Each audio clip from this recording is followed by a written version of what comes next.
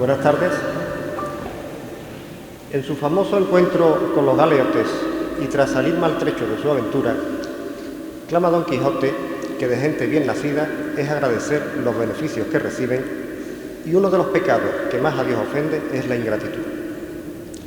Hoy, cuando estamos reunidos para presentar el trabajo de restauración que ha devuelto esplendor al manto de la Virgen de los Dolores, no podemos sino empezar este acto dando gracias a la Junta de Andalucía, representada aquí en la persona de doña Susana Cayuelas, delegada territorial de Fomento, Infraestructura, Ordenación del Territorio, Cultura y Patrimonio Histórico de Sevilla, por la feliz iniciativa que se puso en marcha al dictar la orden de 13 de diciembre de 2019, por la que se aprueban las bases reguladoras para la concesión de subvenciones en régimen de concurrencia competitiva para la conservación, restauración e inventario de bienes muebles del patrimonio histórico de carácter religioso en Andalucía, al amparo de la cual nuestra hermandad obtuvo una subvención que ha permitido financiar el 80% del coste de la restauración.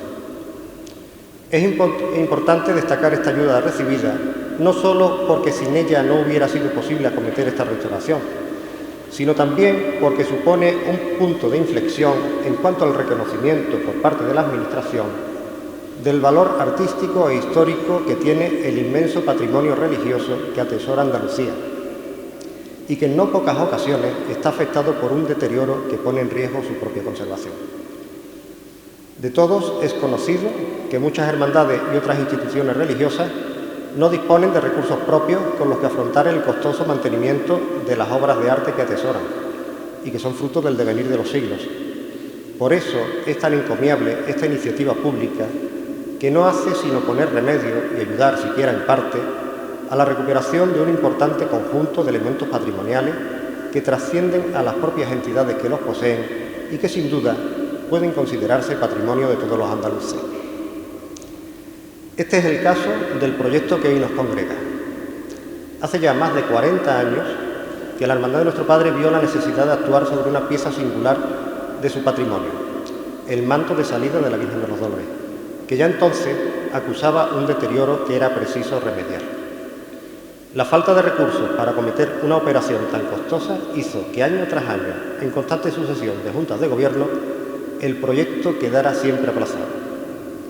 Y en este caso, por sorprendente que parezca, el tiempo jugó a favor de la hermandad, pues lo que hace 40 años se hubiera solventado mediante un pasado del bordado, con todo lo que ello implica en cuanto a desvirtuación y suplantación de la obra original y pérdida de información histórica, hoy se ha cometido de forma muy distinta, mediante una restauración respetuosa con la obra original y que además, como veremos, ha permitido reconstruir la curiosa historia material del objeto, fruto de la intervención azarosa de algunos de los mejores talleres históricos del bordado sevillano. Este cambio de mentalidad no es exclusivo de nuestra hermandad. Hoy se percibe de forma evidente la toma de conciencia por las propias entidades del valor de su patrimonio y la necesidad de conservación. Se evita la sustitución de lo viejo o estropeado y se acude a profesionales de la restauración que permiten su recuperación y la conservación de sus valores originales. Permítanme agradecer también, en nombre de la Hermandad de Nuestro Padre, la presencia con nosotros del señor alcalde de Carmona, don Juan Ávila, y del señor concejal de Cultura del Ayuntamiento de Carmona, don Ramón Gavira, cuya actuación en favor de nuestras hermandades es sobradamente conocida, acogiendo y apoyando siempre de buen grado cuantas iniciativas se les plantean por parte de las mismas y facilitando en todo momento los medios a su alcance. Asimismo, agradecemos la asistencia del señor presidente del Consejo de Hermandades de Carmona y del señor prior de la Orden Seglar de Siervos de María, y de todos cuantos nos acompañan hoy aquí, muy especialmente los integrantes del equipo CIRTA, don Pablo Portillo y don Pablo Pérez, que han llevado a cabo la actuación que presentamos, la restauración del manto de la Santísima Virgen de los Dolores. Ellos darán buena cuenta, dentro de un momento, de la importancia de la pieza restaurada. Baste por ahora mencionar que se trata de una interesante pieza de bordado de finales del siglo XIX que perteneció a la Hermandad de la Esperanza de Triana y que adquirimos a la misma en 1908. Por la armoniosa y elegante composición con que ha llegado a nuestros días, encaja perfectamente en el conjunto barroco del paso de palio de la Santísima Virgen de los Dolores, que conserva en su integridad todos sus elementos datados entre finales del siglo XVII y principios del XVIII: varales, techo y bambalinas, peana, medialuna, corona, puñal, lo que hace de este conjunto único una verdadera joya del patrimonio artístico español. Como ya se ha dicho, de la restauración se ha ocupado el sevillano Taller de Conservación y Restauración de Tejidos Antiguos, CIRTA, que destaca como uno de los mejores talleres de recuperación de textiles, no solo en el ámbito andaluz, sino nacional. Fundado en 2016, el taller está dirigido por los restauradores Pablo Pérez y Pablo Portillo, licenciados en Conservación y Restauración de Bienes Culturales por la Universidad de Sevilla y especializados en Conservación y Restauración Textil, con titulación oficial por la Escuela de Arte y Superior Mariano Timón de Palencia. Su taller ofrece no solo servicios de conservación y restauración de tejidos antiguos e históricos, indumentaria civil y religiosa, bordados, encajes, mantillas, banderas, estandartes, alfombras y tapices, sino también asistencia técnica en exposiciones, almacenamiento, embalaje, transporte y conservación preventiva del patrimonio textil.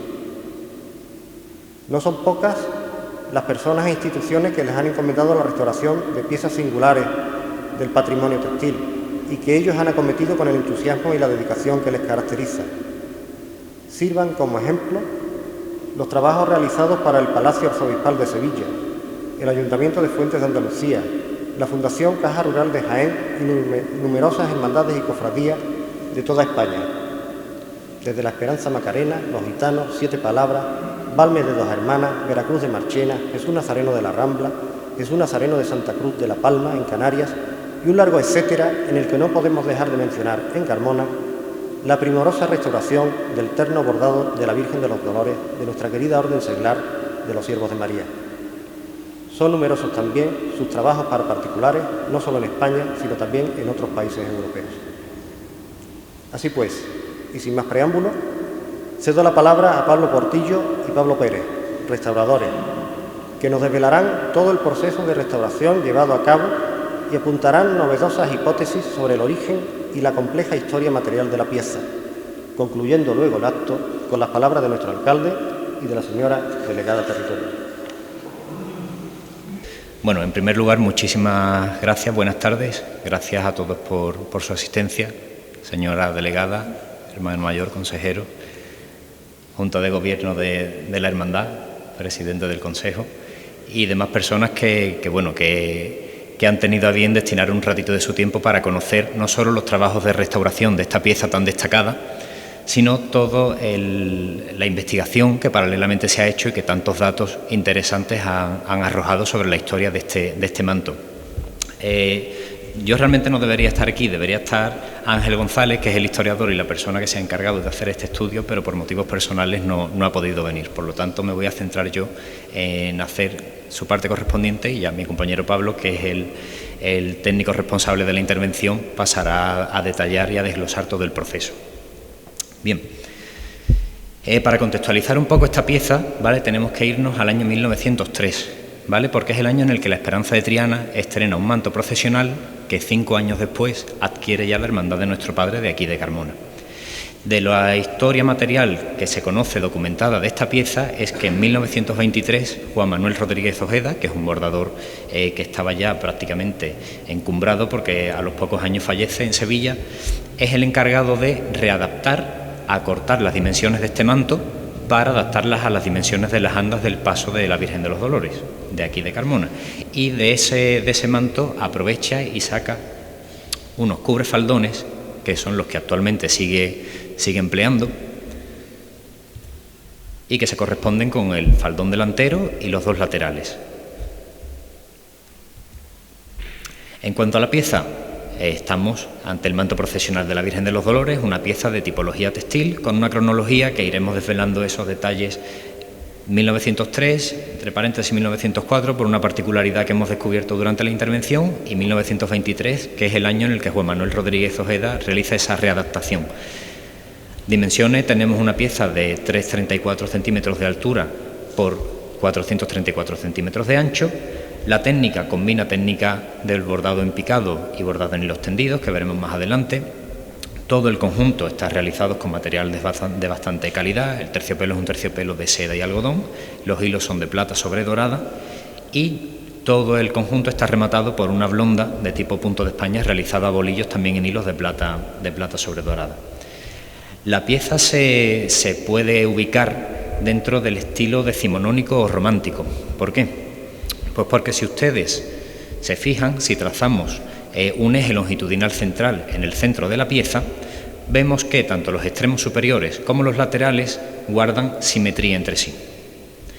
Sin embargo, si nos centramos en el centro del manto, desde el extremo inferior hacia arriba, en sentido ascendente, vemos que hay una serie de ramificaciones, de hojarascas, de hojas de cardo, flores de distinta tipología, de carácter asimétrico, que se integran en el resto del conjunto. Por lo tanto, estas piezas con este estilo, con esta combinación de zonas simétricas y asimétricas, compuestas en su totalidad por hojas y flores de distinta tipología y con diseños muy dinámicos, con mucho movimiento, como pueden ver en todos esos entrelazados de tallos y demás, es lo que nos permite catalogarla dentro de ese estilo romántico, como hemos dicho.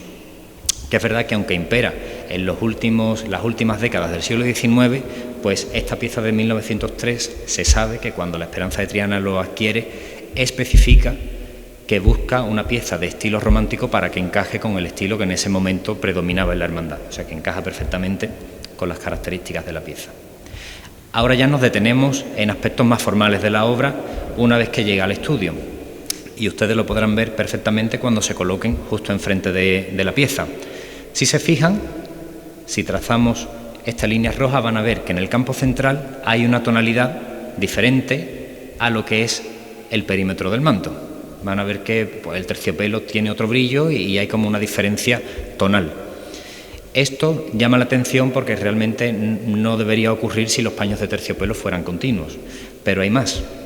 Cuando vamos analizando la pieza, descubrimos que en el extremo superior hay una serie de piezas que están ocultando bordados que estaban realizados. Esto tiene sentido teniendo en cuenta que Juan Manuel Rodríguez Ojeda acorta las dimensiones del manto. Por lo tanto, sí que es lógico que haya una superposición de piezas. No obstante, aquí aparecían documentadas efectivamente esas particularidades. ¿Qué ocurre? Desmontamos el forro, accedemos al reverso de la pieza y aquí, además de encontrarnos con un auténtico puzzle, ya podemos identificar detalles que podemos ver en lo que es en el anverso, ¿no?, de la pieza. Si aquí se fijan, todo el campo central y el extremo superior guardan las mismas similitudes junto con ese perfil del manto, esa línea oscura que ven en el perímetro, que se corresponderían con estos elementos que aparecen aquí resaltados. Todo el extremo, el campo central y el extremo superior. ¿Qué tienen entre sí estas piezas? El mismo tipo de tejido de refuerzo, el mismo tipo de arpillera, la misma orientación en este sentido, de este tejido, los mismos colores de los orillos del terciopelo. Para quien no lo sepa, los orillos son los extremos de una tela que delimitan su anchura. Por lo general, esos extremos tienen un color, pues en todas estas piezas había una serie de colores que permitían relacionar estas piezas entre sí. Advertido esto, pasamos a hacer una relación entre el campo central, los dos extremos superiores y la cenefa perimetral. Si se fijan, justo en el centro del campo central tenemos dos líneas rosas, se corresponden con la unión de dos paños de terciopelo con orillos de color rosa. En este caso, en la parte superior no encontramos relación ninguna, la encontramos en el extremo superior del perímetro. Ahí encontramos una unión con esos mismos colores. Si seguimos hacia la derecha, la siguiente unión que encontramos en el paño central, vuelven a coincidir los colores rosas de los orillos y en este caso sí encontramos una relación con el extremo superior de la vista, pero es que encontramos otra relación en el perímetro.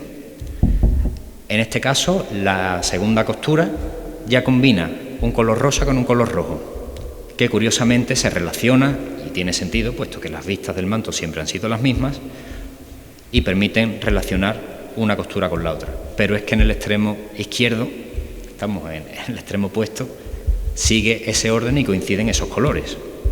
Pasamos a la última costura que encontramos en el campo central. 2 orillos de color rojo. En la vista encontramos 2 orillos de color rojo y en el extremo perimetral encontramos 2 orillos de color rojo. Si seguimos hacia la izquierda, vemos que tanto el campo central como el extremo que falta vuelven a tener relación entre sí. Es cierto, aunque aquí no lo hayamos marcado, que en distintas zonas del perímetro derecho también se pueden relacionar. Lo que pasa es que es verdad que había más secciones, había más cortes y entonces el puzzle era mucho más complejo y hemos preferido pues traerles este ejemplo. Visto esto, pasamos a componer ese puzzle.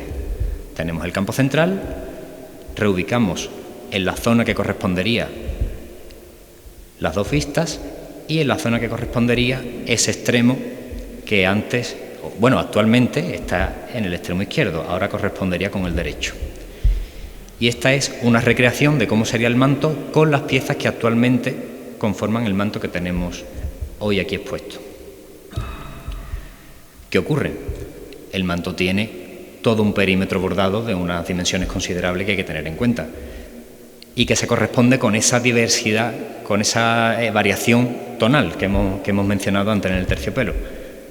Si accedemos al forro, vemos cómo, o al interior mejor dicho, vemos cómo ahí hay un auténtico rompecabezas donde se entrecruzan telas de distinta tipología, hay arpilleras, hay telas de lienzo, hay telas de sarga, hay un desorden estructural que no tiene nada que ver con el orden que había anteriormente, que además precisamente ese desorden va a provocar alteraciones en el soporte de terciopelo, pero no solo advertimos eso, advertimos una serie de paños que ven ahí marcados en forma semicircular y que son unos paños que ayudaron a unir el campo central con todo el perímetro exterior. Esto nos permite plantear que este manto se realizó en 2 fases. Una primera correspondiéndose con el campo central y el extremo superior, y una segunda fase en una época indeterminada, que ahora iremos desgranando un poco, y por lo tanto para unir esas 2 intervenciones hizo falta colocar esos tejidos a modo de puente, ¿no?, de refuerzo. También un detalle, si ven en el campo central hay como en el centro hay un recuadro donde habían recortado parte de la arpillera original y habían colocado una arpillera correspondiéndose con la del perímetro, porque hay un enriquecimiento. Es decir, cuando se amplía el manto, enriquecen y colocan una serie de flores, y por eso ahí hay una arpillera que se corresponde con la de la segunda fase y no con la de la primera. Esta es la primera fase del manto con las piezas que tenemos, y esta sería la segunda fase del manto con las piezas que han llegado hasta nosotros. Si ahora nosotros unimos, tendríamos el manto que tenemos aquí y que actualmente usa la Virgen de los Dolores. ¿Qué ocurre? Que esto no podía ser tan sencillo. ¿Por qué? Pues porque la hermandad, afortunadamente, en el archivo que conserva, sabemos que Ojeda reaprovecha bordados para componer los cubrefaldones. No sabemos si aprovecha los bordados, si aprovecha los paños de terciopelo. Por lo tanto, toca analizar y estudiar los distintos cubrefaldones. Traemos el ejemplo con uno de ellos solamente. Lo primero que tenemos que hacer es, una vez que accedemos al reverso, eliminar digitalmente las intervenciones que hace Ojeda para adaptar, es decir, las piezas que reborda y con las que termina de componer el diseño de los cubrefaldones. Y eliminamos, también digitalmente obviamente, todos esos añadidos que vemos de Ojeda. En esta investigación que vemos que en el terciopelo hay marcas de bordados anteriores que se reconducen, por lo tanto nos da la pista de que el terciopelo puede ser reutilizado. Cuando nos ponemos a analizar, encontramos que en este cubrefaldón y en el otro lateral hay en los 2 extremos terciopelo que se corresponde con el de la primera fase del manto, pero en el campo central vemos un fragmento de terciopelo que se corresponde con el de la segunda fase. Esto lo apoyan las distintas entretelas. Las entretelas se corresponden y encajan perfectamente, pero hay que continuar la investigación. Vamos a ver las uniones de los paños de terciopelo y los colores de esos orillos para ver si por casualidad encajan en el esquema que anteriormente habíamos hecho. Asimismo, advertimos cómo el centro del faldón posee una costura que, si planteamos desmontarla y encajar tanto las costuras de unión como los colores, vemos perfectamente que encajan. Este sería el aspecto de este faldón, y ven perfectamente que el diseño sí que guarda relación en el momento en el que Ojeda lo corta. Lo que pasa es que luego reorienta los tallos, le mete más flores para que en el faldón no se vean cortes muy exagerados. Llegados a este punto, toca recomponer el puzzle. Tenemos el extremo superior derecho, en rosa ven marcado lo que sería el terciopelo de la segunda fase, tenemos el campo central y aquí incluimos ese cubrefaldón, que como ven encaja perfectamente tanto en la orientación de los paños como en los colores de los orillos, lo que indica que esa pieza correspondía con esa parte.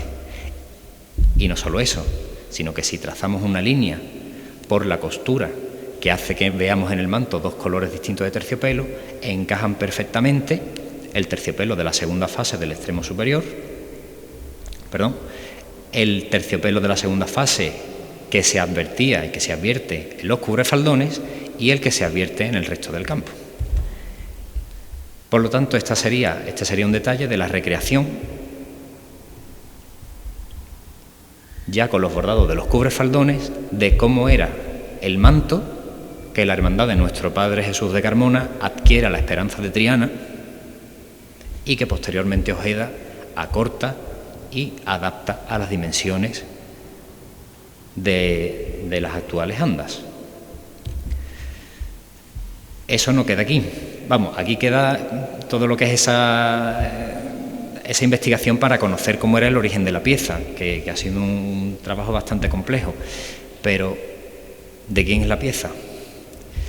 Se sabe, como comentábamos al principio, que la Esperanza de Triana estrena en 1903 un manto, que en 1908 lo adquiere la Hermandad de Nuestro Padre y que ya hasta 1923 Juan Manuel Rodríguez Ojeda nos realiza esa reducción, como hemos comentado. Bien, pues si vamos a archivos, encontramos un detalle, por ejemplo, que en 1900 un ex hermano mayor de la Esperanza de Triana reclama una serie de piezas que él había adquirido siendo hermano mayor y que la hermandad quería desmontar para rebordar un palio. Esto lo mencionamos porque existe por ahí la hipótesis de que este manto esté hecho con esas piezas, pero realmente no encajaría, primero por esta noticia, porque el hermano mayor reclama esas piezas que eran de su propiedad, y porque el estilo no tienen relación, ¿vale? Pero entendíamos que había que mencionarlo. Ya nos vamos al noticiero sevillano, al año 1900, al 1 de diciembre, en el que se habla que la Hermandad de la Esperanza de Triana va a estrenar palio y manto. No se habla del taller, pero la persona que realiza este artículo, que es Rafa Vega,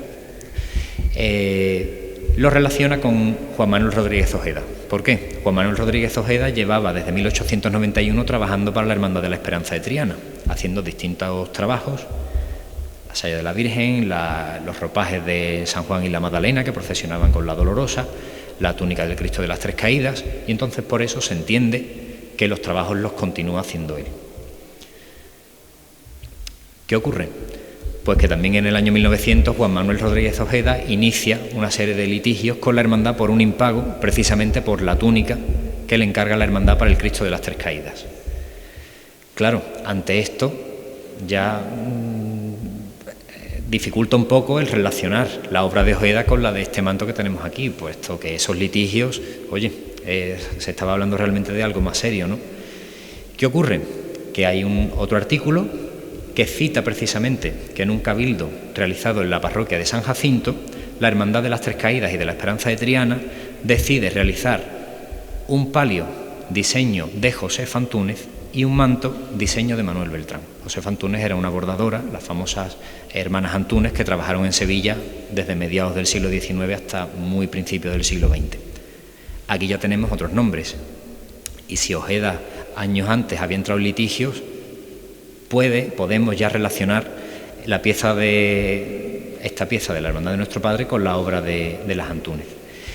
Una noticia en el diario El Porvenir en 1903 confirma que los trabajos están en el taller de las Antúnez, por lo tanto, parece que no hay duda alguna. Por último, apuntamos una crónica que escribe Fernando Galán en la Coronación Canónica de la Esperanza de Triana, en la que habla que se estrena el manto en 1904. La noticia que se tiene es de 1903. Desconocemos de dónde saca este señor esta noticia, pero bueno, sí que es cierto que, sabiendo que la pieza en origen se hace en 2 fases, cabe la posibilidad de pensar que está en lo correcto.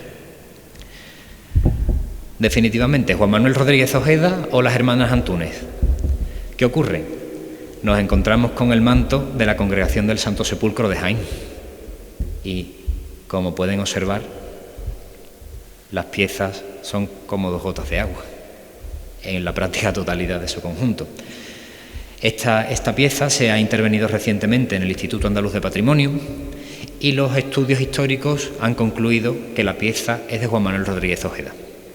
¿Qué ocurre? Que los argumentos que se aportan, por un lado, es precisamente la similitud con este manto y hace alusión a un artículo en el que apunta que Ojeda es el autor de este manto, pero no se tiene en cuenta la noticia que hemos visto anteriormente en las que citan concretamente que los trabajos lo hacen las Antúnez y que ya están empezados los trabajos, etcétera, etcétera. Por lo tanto, entendemos que ese error es el que ha provocado esa confusión a la hora de aplicar la autoría. Al mismo tiempo, hace referencia al fallecimiento de Ana Antúnez a finales del 19 y nombra pues la última obra ejecutada, que por cierto es el manto que actualmente tiene aquí, no recuerdo si es la Hermandad de la Columna, que era el manto antiguo de la Virgen de la Presentación del Calvario, que es la última pieza documentada de las hermanas Antúnez en 1902. Pero es que la noticia a la que hemos tenido acceso nosotros, en este caso Ángel González, es que en 1903 las Antúnez estaban realizando el manto para la Esperanza de Triana. Por lo tanto, seguían teniendo actividad, puesto que ya en 1904 fallece Josefa Antúnez y en 1905 Dolores, que era la última hermana que quedaba, y esto, apoyado con una serie de comparativas con otras piezas que se conocen, sí permiten reforzar esta teoría. Sobre todo porque en 1892 encontramos el manto de la Virgen de las Lágrimas de la Hermandad del Nazareno de la Puebla de Cazalla. Como ven en las imágenes, la similitud con las piezas es bastante. Hay que tener en cuenta que desgraciadamente el manto de la Puebla de Cazalla ha sufrido traspasos, ampliaciones y desvirtuaciones, pero en líneas generales sí se pueden observar muchas similitudes, tanto en el diseño como en el estilo y en la técnica, ¿no?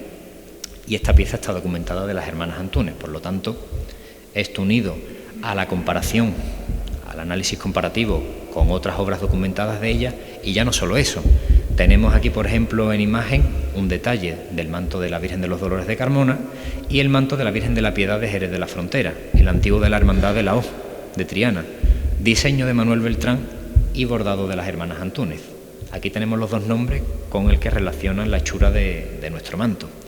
Aquí, por ejemplo, encontramos un detalle que, aunque en este manto sea más difícil de ver, una particularidad de los diseños tanto de Beltrán como del bordado de las Antúnez es ese elemento a modo de M que se suele ubicar en la zona central del manto.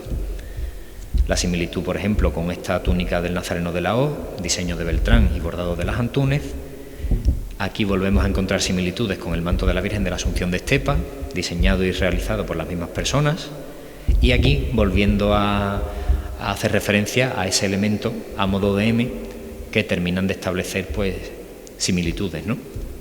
Entonces, a modo de conclusión de estos estudios, en cuanto al origen y a la autoría, pues pues entendemos que tanto por los documentos que existen como por el resultado de esos estudios comparativos y demás, sí cabe pensar con casi total seguridad, que esta pieza está realizada por las hermanas Antúnez bajo diseño de Manuel Beltrán. En cuanto a la historia material del manto, se plantea que la pieza se ejecutó en 2 fases, como hemos visto anteriormente, una en 1903, que es cuando se entrena, la otra no sabemos si es en 1904, 1908, la Hermandad de Nuestro Padre no posee documentación hasta 1923, por lo tanto aquí en Carmona, estando en Carmona, no se interviene antes. Pero ¿qué ocurre? Si vemos aquí la primera y la segunda fase de esa pieza, ¿vale? Resulta que existe una fotografía fechada en 1908 de la Esperanza de Triana. Y en esta fotografía, aunque se ve regular, pero sí es posible relacionar detalles que se ven en la fotografía con el manto que tenemos actualmente. En este caso hablamos del terciopelo de la fase 1, pero es que si nos vamos un poco hacia abajo, vemos ciertos detalles que indican que la fase 2 estaba concluida cuando la Hermandad de Nuestro Padre la adquiere. Y eso es lo que explicaría que cuando Ojeda recorta y redimensiona, acorta las dimensiones del manto, hay piezas. Este es el tramo que Ojeda secciona para reducir las dimensiones de la pieza. Y así es como quedaría el manto. Pues precisamente eso explicaría que hay bordados realizados coetáneamente que están superpuestos entre sí. Si Ojeda hubiera sido el encargado de hacer esta intervención, no habría hecho eso, porque no tendría sentido bordar algo que va oculto. Por lo tanto, si eso se hace es porque Ojeda se encuentra con una pieza hecha y realiza esa superposición, que es lo que ocurre aquí.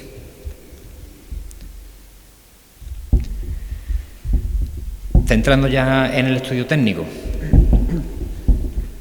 hay que tener en cuenta, evidentemente, una vez que se inician los trabajos de restauración, toda la toma de medidas, porque como han visto, en este caso ha sido primordial la obtención de todas esas medidas para lograr recomponer la historia material de la pieza.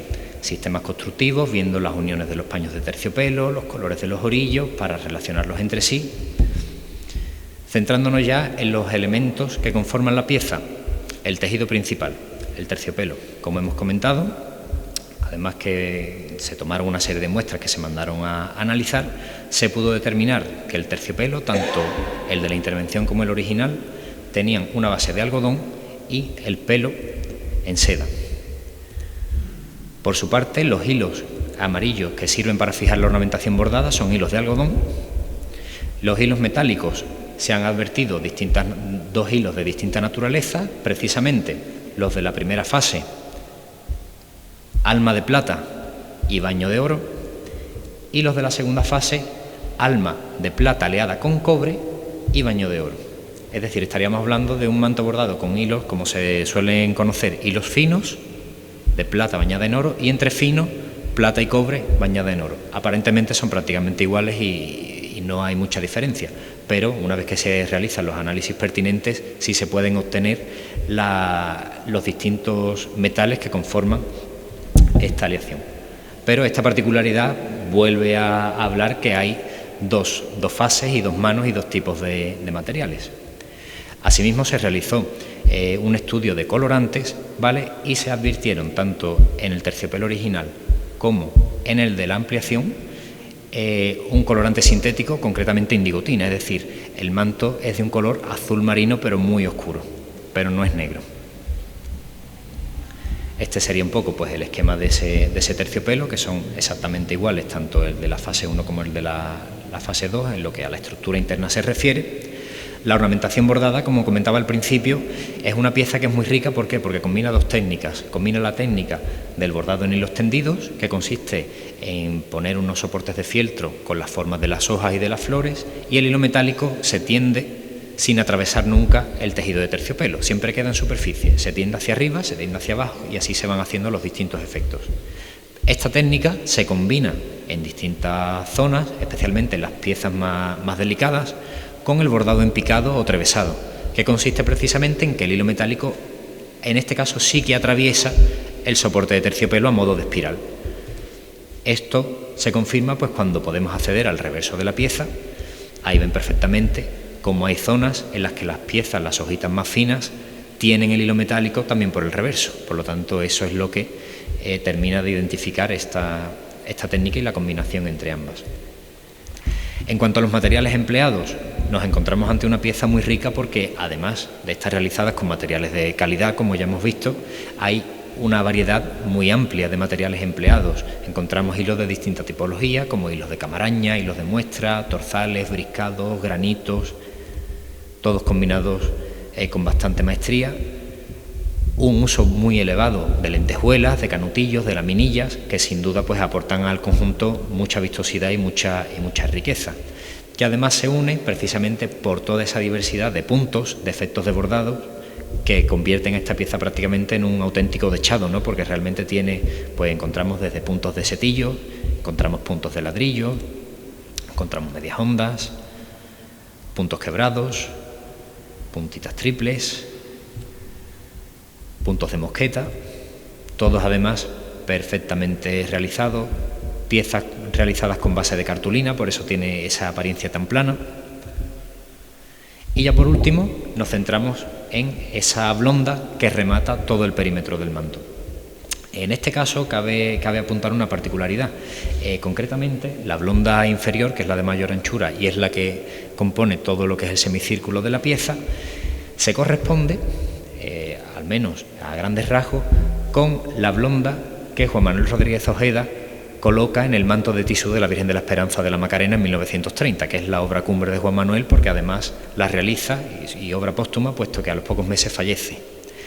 Sabiendo que Juan Manuel 7 años antes interviene este manto, cabe pensar que a lo mejor este encaje o bien se realizó en el taller de Juan Manuel o lo realizó alguien con quien mantenía contacto, y de ahí la similitud entre los diseños, porque es verdad que estos encajes no son siempre iguales, varían los dibujos, varían los picados, pero en este caso esta blonda con la original del encaje de tisú de la Macarena, que la hermandad conserva restos, tienen claros paralelismos. Por lo tanto, cabe pensar que estemos hablando del encaje de 1923. Como les comentaba, este encaje está realizado en su totalidad con hilos y laminillas de plata sobre dorada. Está realizado mediante la técnica de bolillo y eso es lo que permite, o eso es lo que hace que se denominen como encajes de tipo puntos de España, ¿vale? A modo muy brevísimo de introducción, para quien no lo sepa, los encajes en España han tenido un peso histórico enorme y era tal la producción y la fama que tenían los encajes de aquí que precisamente los encajes que realizaban en España con hilos metálicos se conocieron en el resto de países europeos como encajes de puntas de España. O sea, para que veamos un poco, ¿no?, pues ese valor intrínseco que tienen también esas piezas. Llegados a este punto, le cedo la palabra a mi compañero Pablo, que pasará a desglosar el estado de conservación y el tratamiento de restauración de la pieza.